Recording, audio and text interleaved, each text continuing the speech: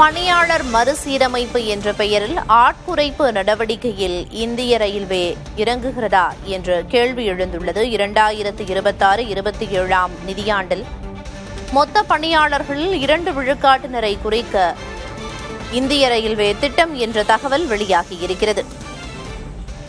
இது தொடர்பான தகவல்களை வழங்குவதற்காக செய்தியாளர் பாலவெற்றிவேல் இணைப்பில் இருக்கிறார். பாலவெற்றிவேல், இந்திய ரயில்வேயில் ஆட்குறைப்பு அப்படிங்கிற இந்த தகவல் உறுதிப்படுத்தப்பட்ட தகவலா? என்ன தற்போதைய நிலவரம்?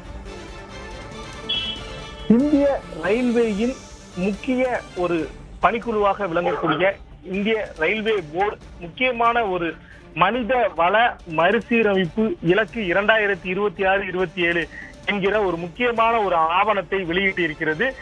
இந்தியாவில் உள்ள பொதுத்துறை நிறுவனங்களில் மிக உயர்ந்த உச்சபட்ச அதிகாரம் கொண்ட, அதே நேரத்தில் அதிக மனித வளம் கொண்ட ஒரு நிறுவனமாக விளங்கக்கூடிய ரயில்வேயில் 14,80,455 பணியாளர்கள் தற்போது நிரந்தர பணியாளர்களாக இருக்கிறார்கள். அதில் 2% பணியாளர்களை குறைக்க முடிவெடுத்திருப்பதாக அதிர்ச்சி தரும் தகவல்கள் தற்போது வெளியாகி இருக்கிறது.